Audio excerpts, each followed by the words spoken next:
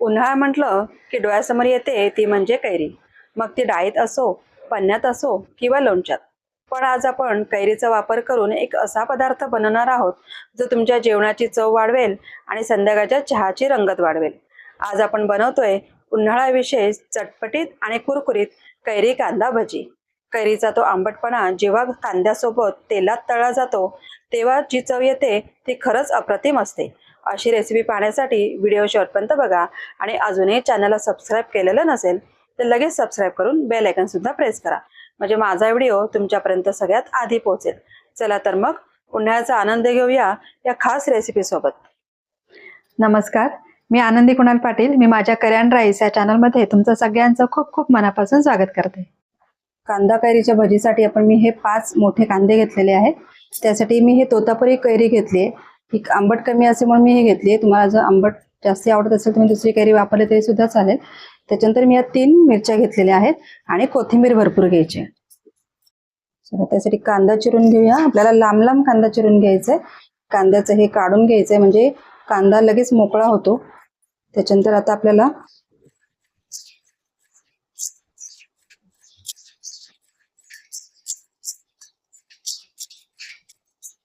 हे बघा या पद्धतीने मी कांदा चिरून घेतलेला आहे. आज आपल्याला लांब कांदा चिरून घ्यायचा.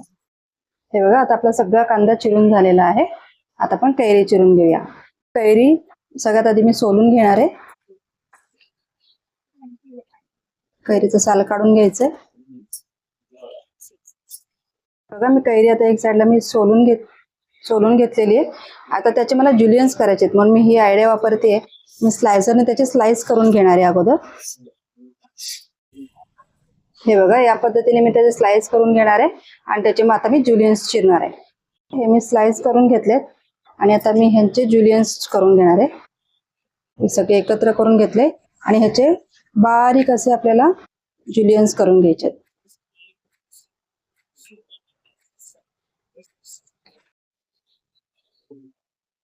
हे बघा या पद्धतीने आपल्याला त्याचे जुलियन्स करून घ्यायचे. तर मी अशा प्रकारे सगळी कैरी चिरून घेते. आपल्याला बारीक मिरची चिरून घ्यायची.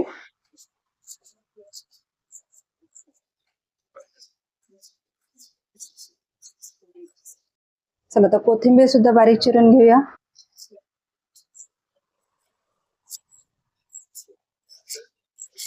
चला कांदा झालाय. आता त्याच्यामध्ये कैरी घालूया. मिरची बारीक चिरलेली ती घालूया. कोथिंबीर घालूया. त्याच्यामध्ये मी पाव चमचा हिंग घालते. अर्धा चमचा हळद घालते. 1 चमचा मी लाल तिखट घालते. 1 चमचा काश्मीरी मिरची पावडर घालते. छोटा चमचा जिरे पावडर. 1 छोटा चमचा धने पावडर. 1 छोटा चमचा ओवा मी घेणार आहे आणि तो त्याच्यामध्ये घालायचा. त्याच्यामध्ये चवीनुसार आपल्याला मीठ घालून घ्यायचंय. आता हे सगळं मिश्रण आपल्याला एकजीव करून घ्यायचंय. हे मिश्रण आता तयार झालंय. आता आपण हे 15 मिनिटं झाकून ठेवणार आहोत. चला आता आपण 15 मिनिटं झालेली आहेत. आपण आता कांदा आपला झालेला आहे. हे बघा 15 मिनिटं आपण कांदा का ठेवला होता हे बघा तुम्ही बघू शकता. त्याला छान पाणी सुटलंय. मॉइश्चर चांगलं आलेलं आहे. हे बघा आता ह्याच्यामध्ये आपल्याला बेसन मिक्स करायचं आहे. आपण ऍडिशनल पाणी याच्यामध्ये आधीच घालणार नाही आहोत.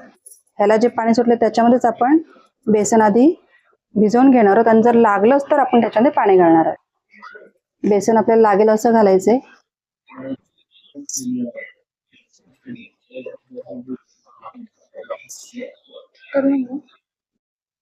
अजून थोडंसं बेसन घालून घेते. बेसन खूप सुद्धा घालायचं नाही. त्याला अशी पातळ अशी लेअर येईल एवढंच आपल्याला बेसन वापरायचं.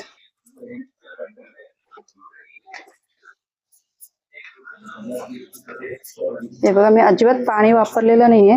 तर कांद्याला जे पाणी सुटलं होतं त्याच्यामध्येच आपलं बेसन एवढं भिजवून झालेलं आहे. हे बघा मी आतापर्यंत त्यात बिलकुल पाणी घातलेलं नव्हतं. तुम्ही बघू शकता हे असं आता थोडंसं पीठ आपलं थोडंसं गोळा झालेलं आहे. तर मी याच्यात अगदी घोटभर एवढंच पाणी घालणार आहे. 1 छोटा चमचा एवढंच पाणी घालणार आहे आणि हे आपल्याला आता मिक्स करून घ्यायचं. हे बघा आता आपलं हे मिश्रण सगळं तयार झालेलं आहे. मी गॅसवर तेल सुद्धा तापत ठेवलेलं आहे. आता त्याच्यातून मी 1 टेबलस्पून एवढं मी तेल ह्या भजीमध्ये आपलं जे मिश्रण तयार केलंय त्याच्यामध्ये घालून घेणार आहे. ह्याच्यामुळे भजी आपली एकदम कुरकुरीत होते. आपल्याला सोडा किंवा इनो त्याच्यामध्ये घालावं लागत नाही. हे बघा आता हे तेल आपण जे घातलं त्याच्यामध्ये म्हणजे मोहन, तर ते सगळं आपल्याला व्यवस्थित मिक्स करून घ्यायचंय. आता आपलं हे सगळं मिश्रण तयार झालेलं आहे. आपण आता भजी करायला घेऊया. हे बघा आपण तेल गरम झालेलं आहे. आता त्याच्यावर मी भजी सोडते. आता मी भजी सुद्धा कशी सोडते बघा. मी मिश्रण खूप पातळ केलेलं नाहीये आणि आपल्याला भजी या पद्धतीने सोडायची. अशी भजी सोडली तर भजी आपली एकदम कुरकुरीत होते.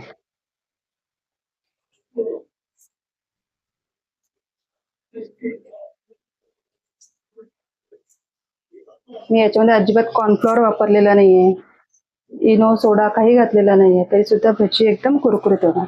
आता मी गॅस मोठा करते आणि आपल्याला भजी चांगली तळून घ्यायची.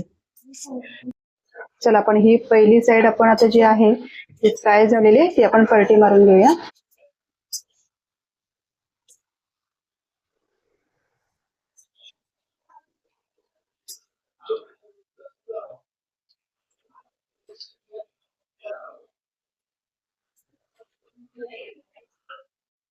आता ही दुसरी बाजू सुद्धा आपल्याला आहे ना कुरकुरीत होईपर्यंत तळून घ्यायची. हे बघा आता दुसरी बाजू सुद्धा तळून झाली आहे. आता मी एक पलटी मारून घेणार आहे. भजी आपली तयार झालेली आहे.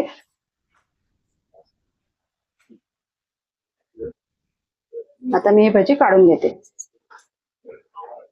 बघा गॅस बारीक केलाय आणि भजी काढून घेते. कलर एकदम छान आलाय. भजी मस्त कुरकुरीत झालेली आहे.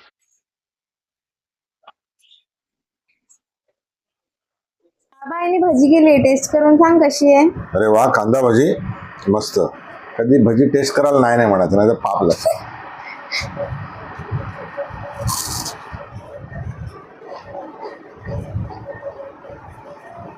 अरे वा, यात कैरी घातली का? हो. वाव यार, जबरदस्त. तुम्हाला या कैरी कांदा भजीचा व्हिडिओ कसा वाटला मला कमेंट करून नक्की सांगा.